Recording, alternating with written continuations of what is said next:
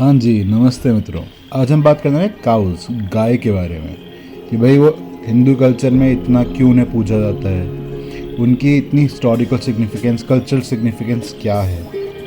तो सबसे बड़ी बात कि हमारे लिए किसी भी एक प्राणी का महत्व है अगर उसका टेम्परामेंट बहुत अच्छा हो, वो इजी टू हैंडल हो। तो जो गाय है वो बच्चों के साथ बहुत प्यार से रहती है, बच्चे उन्हें बहुत पसंद करते हैं, वो बच्चों को बहुत पसंद करती हैं। वो वेजिटेरियन होती हैं तो किसी को हार्म नहीं पहुंचाना पड़ता उनको खाना खिलाने के लिए। वो फार्म का जो आपका एक्सेस होता है, जो खेती का एक्सेस होता है, वो खाती है, जिसको हम पेडिग्री बोलते हैं, या घास फूस खाती है। और उनका अप्रॉक्सीमेटली हर एक बाय प्रोडक्ट, उनका गोबर हो गया, दूध हो गया, किसी ना किसी तरीके से ह्यूमंस के लिए हेल्पफुल होता है। तो इसीलिए क्योंकि एक काऊ या गाय बहुत ही नर्चरिंग होती है, इसलिए हम उन्हें माँ के बराबर मानते हैं, पूजा करते हैं। इसलिए हमारे कल्चर में काऊ को, गाय को इतनी रिस्पेक्ट मिलती है। क्या आपको पता है इंडिया जो है वो वर्ल्ड का हाईएस्ट मिल्क प्रोड्यूसिंग कंट्री है।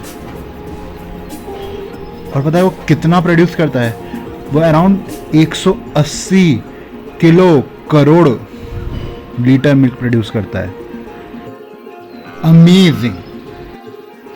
सिर्फ इंडिया में करीब 3000 लाख गाय हैं और पूरे विश्व में, पूरे वर्ल्ड में अप्रॉक्स 150 करोड़ गाय हैं। इससे इनकी पॉपुलैरिटी का पता चलता है। क्या गाय आज फेमस हुई हैं? नहीं, ऐसा नहीं है। मोहनजोदारो, जो इंडस वैली सिविलाइजेशन है, उसके टाइम से हमें वहाँ के आर्टिफैक्ट्स में, वहाँ के आर्कियोलॉजिकल सर्वे में पता चलता है कि उस समय भी लोग गाय पालते थे और उसके दूध पे निर्भर रहते थे। सो ये आज की नहीं, ये बहुत पुरानी प्रैक्टिस है। चलो अब बात करते हैं कि इंडिया में कितनी ब्रीड्स हैं। सो जो मेजर 10 ब्रीड हैं, जैसे गिर गाय हो गई, सहीवाल काऊ हो गई, रेड सिंधी काऊ हो गई, राठी गाय हो गई, अंगोले गाय हो गई, डियोनी गाय हो गई, क्रेच गाय है, थरपारक गाय है, हरियाणा गाय है, कृष्णा वैली गाय है। ये बहुत फेमस हैं और ये बहुत मिल्क प्रोड्यूसिंग गाय हैं। और सबसे बड़ी बात है इंडिया की गाय की कि इनकी रेजिलियंसी जो होती है कि हर मौसम में रह लेना, हर तरीके के एनवायरनमेंट में रह लेना, ये रह लेती हैं। और गाय से लोग इतना अटैच्ड हैं कि कैटल ब्यूटी कॉन्टेस्ट भी होती है जिसमें गायों को सजा के लाया जाता है।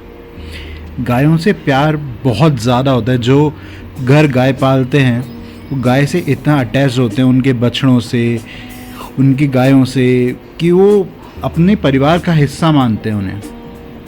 यह है इंडिया का कल्चर। मैं खुद गाय से बहुत अटैच्ड हूँ। जहाँ गाय दिख जाती है मैं मिलने की कोशिश करता हूँ, उनको सहलाओ, उनके प्यार से पास जाओ, वो भी उसको एंजॉय करते हैं और आपको एक अलग ही ब्लिस की फीलिंग आएगी।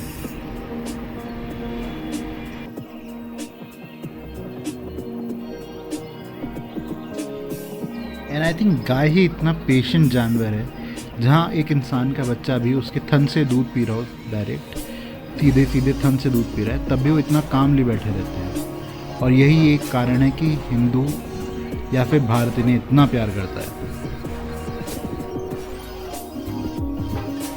गाय एक सिर्फ जानवर नहीं होता, वो एक घर का एक बहुत बड़ा हिस्सा हो जाता है।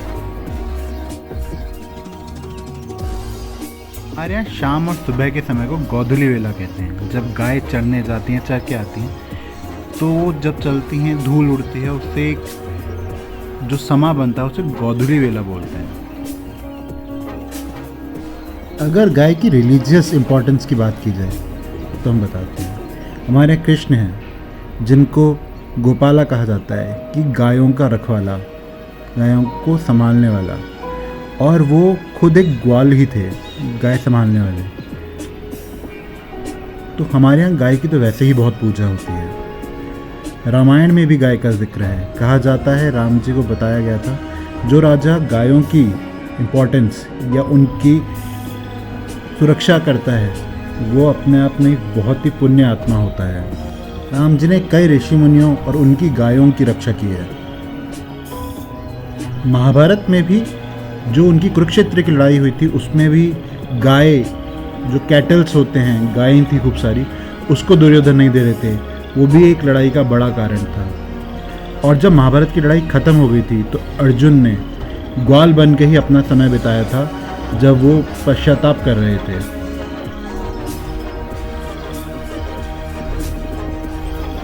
हिंदू मैथोलॉजी में कामधेनु एक गाय का रूप है जो भगवान समान है, और कहा जाता है कि यह जब समुद्र मंथन हुआ था देवताओं और राक्षसों के बीच, तब ये निकली थी। इनमें इच्छा पूर्ण करने की शक्ति होती है। अगर आप इनकी अच्छे से सेवा करेंगे, प्यार से सेवा करेंगे, तो ये इच्छा पूर्ण करती है लोगों की। चाइल्ड बर्थ, संतान प्राप्ति के लिए राजा और नॉर्मल आदमी भी इनकी पूजा करते थे। चरक संहिता जो आयुर्वेद की किताब है, उसमें भी गाय के दूध, दही, घी, गोबर, इनके बारे में बहुत ही अच्छे से लिखा गया और बताया गया है कि उनमें क्या क्या गुण होते हैं और उनका सेवन करने से क्या क्या फायदे होते हैं।